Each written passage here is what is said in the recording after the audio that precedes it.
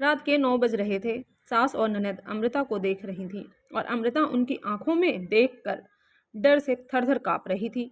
उसकी सास चिल्लाकर बोली, तुम्हारी हिम्मत कैसे हुई मेरे ही घर में ऐसा कुछ करने की? 4 दिन भी नहीं हुए मेरे घर में आकर तुम्हें, और खुद को मालकिन समझने लगी हो क्या? आने दो मेरे बेटे को। तुम्हारे हाथ पैर तोड़ने के लिए नहीं कहा तो मेरा नाम सुनैना नहीं। आज क्या हुआ क्या पता। सास जितनी निर्दयी थी उतना ही निर्दयी अपने बेटे को भी कर दिया था। हर एक नई दुल्हन अपने पति के घर आने के लिए राह देखती है, पर अमृता वह तो उसके पति की राह भी कभी नहीं देखती थी, क्योंकि वह अपने पति से बहुत डरती थी। मन ही मन में भगवान का जाप कर रही थी कि उसका पति आज घर ही ना आए। पर जब तक उसका पति घर ना आए तब तक उसे उसके सास खाना खाने नहीं देगी।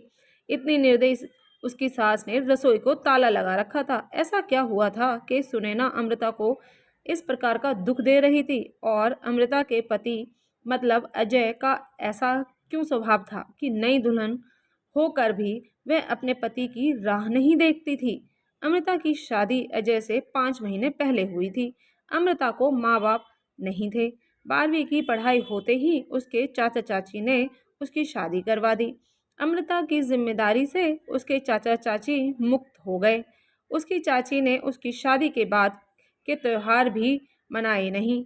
उसे 4 दिन के लिए मायके में त्यौहार मनाने के लिए बुलाया तक भी नहीं था किसी ने।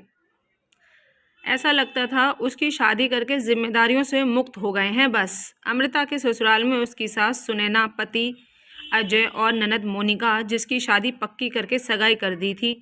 छोटा सा परिवार था। सुखी और शांतिपूर्ण गृहस्थी के सपना लेकर अमृता इस घर में आई थी, पर सपना तो सपना ही होता है। आखिर हर समय सपना सच होना कम ही मुमकिन होता है। उसका भी सुखी गृहस्थी का सपना तो सपना ही रह गया। अमृता की उम्र 18 की पूर्ण हो गई थी और अजय 30 का था। दोनों के बीच में 12 साल का अंतर था। सास सुनैना ने अमृता के लिए 10 नियम बनाए हुए थे। सुबह 4 बजे उठकर पूरे घर की साफ सफाई करना, बाद में नहाकर भगवान की पूजा करने के बाद में रसोई में जाना, हमेशा ही किसी न किसी नियम में बांधे रखना, जैसे सर पर पल्लू रखना, सबसे पहले खाना ना खाना, मतलब सबके खाने के बाद ही अमृता खा सकती है। ऐसे और भी कितने नियम कायदे सुनैना ने अमृता के लिए बनाए थे। अमृता को यह नियम पालन करने ही पड़ते थे, पर अभी उम्र ही क्या थी उसकी।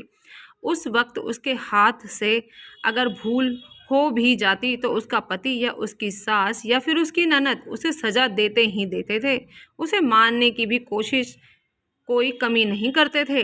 उससे 5 साल बड़ी ननद मोनिका उस पर हाथ उठाने के लिए आगे पीछे भी नहीं सोचती थी। शादी को 10-12 दिन हुए थे। हर रोज अजय 8 बजे तक आ जाता था, पर उस दिन 10 बज गए थे तब भी अजय आया नहीं था। अमृता को बहुत जोर की भूख लग रही थी। उसने खुद के लिए थाली बनाई और रसोई में खाने के लिए बैठ गई। पहला निवाला मुंह में ही डाल रही थी कि तभी उसकी सास ने देख लिया। उस पर उसकी सास बहुत चिल्लाई। वो अमृता से सहन नहीं हुआ। तभी अमृता बोली, वह अभी तक नहीं आए, मुझे बहुत भूख लगी थी इसीलिए खाने के लिए बैठी। सास कुछ बोलने वाली थी, तभी मोनिका आगे आई और अमृता को चाटा मार दिया। तुम्हारी हिम्मत कैसी हुई मेरी माँ के सामने बोलने की? तुम्हारे घर में तुम्हें खाना नहीं मिलता था क्या? मेरा भाई तुम्हारा पति है, उसकी राह नहीं देख सकती थी क्या? अरे औरतें अपने पति के लिए क्या क्या नहीं करती हैं। उतने में सास बोली, रहने दे मोनिका, क्यों इसको संस्कार सिखा रही हो? माँ बाप तो रहे है नहीं, और चाचा चाची ने ऐसी लड़की हमारे पल्ले बांध दी। रहने दे, तू चल बाहर, मैं ताला लगाकर आती हूँ रसोई घर में। और उसे रसोई से बाहर धकेल कर ताला लगा देती हूँ। अमृता आंखों में आंसू लेकर बस देखती ही रह गई कि उसके साथ ये सब क्या हो रहा है। रात के 11:30 बजे अजय घर आया। तभी सुनैना और मोनिका ने मिर्च मसाला लगाकर अमृता के खिलाफ अजय को भड़काया। वह तो माँ का भक्त। इतना ही सुनकर उसने गुस्से में आकर अमृता को थप्पड़ मारा।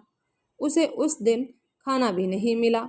अभी आज की ही बात ले लो, अमृता रसोई घर में खाना बनाकर सुनैना और मोनिका को खाना दे रही थी। दोनों हॉल में टीवी देखते देखते खाना खा रही थी और इधर अमृता एक एक गरम रोटी उनको परोस रही थी। आज सुबह अमृता को सिर्फ एक ही रोटी उसके सास ने खाने को दी थी। अमृता को बहुत जोर की भूख लग रही थी, पर अजय तो 10 बजे के पहले आने वाला ही नहीं था।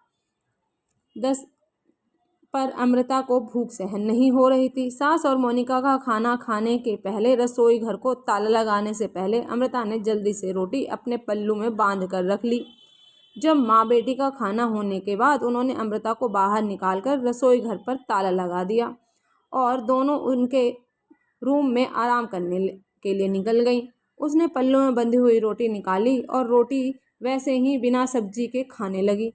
रोटी खाते खाते उसके आंखों से आंसू बह रहे थे। उसका स्वाभिमान इस बात के लिए रजामंदी नहीं दे रहा था, लेकिन क्या करे, यह भी उसे समझ आ रहा था। ठीक उसी समय सुनैना कोई काम के लिए उधर आई और उसने अमृता को रोटी खाते हुए देख लिया।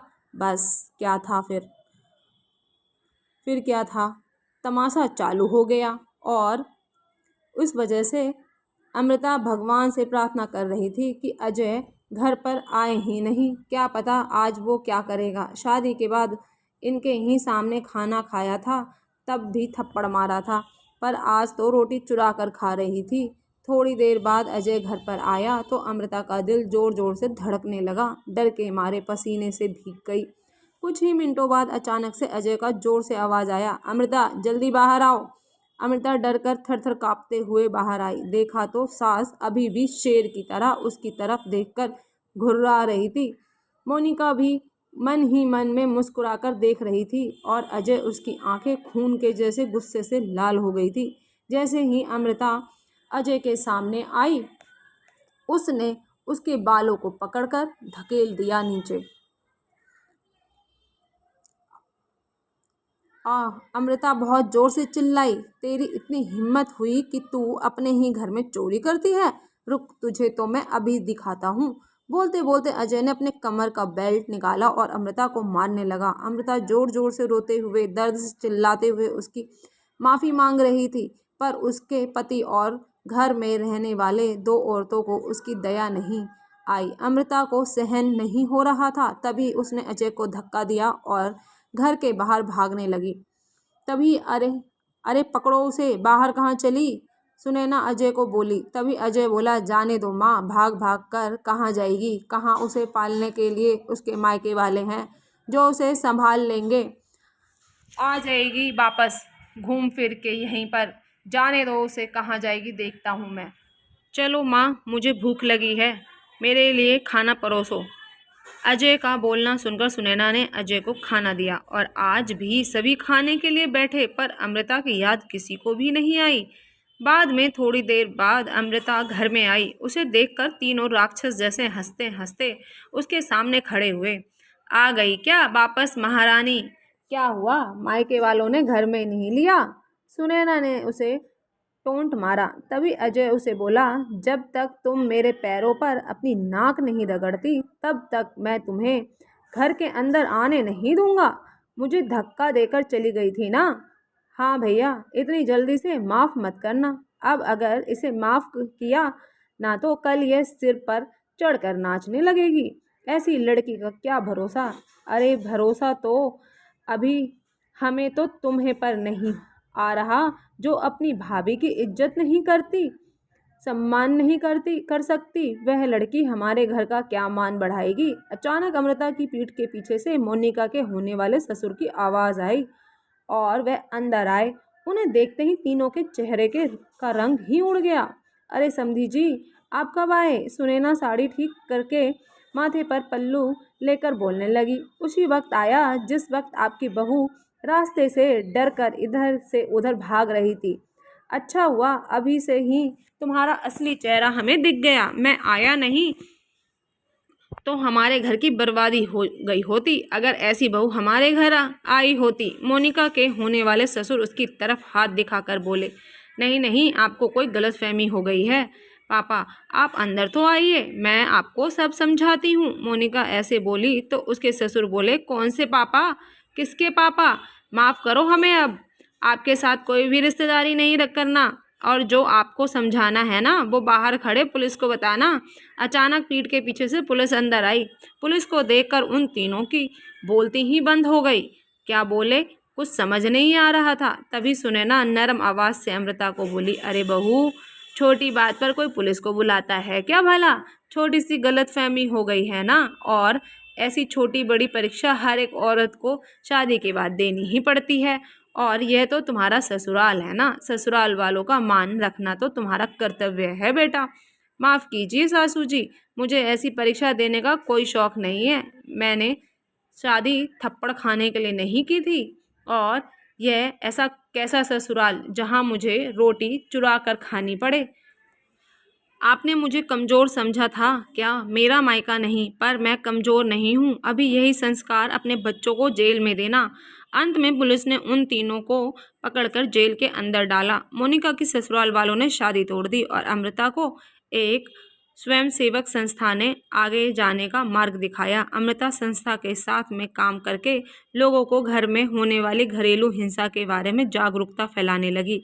उसने अभी सही मायने में ज़िंदगी की नई शुरुआत की थी। तो दोस्तों, आज की कहानी आपको कैसी लगी कमेंट करके ज़रूर बताइएगा, और अगर चैनल पे न्यू है तो सब्सक्राइब कर लीजिएगा, पुराने हैं तो पूरा देखने के लिए धन्यवाद। फिर मिलती हूँ एक नई कहानी के साथ।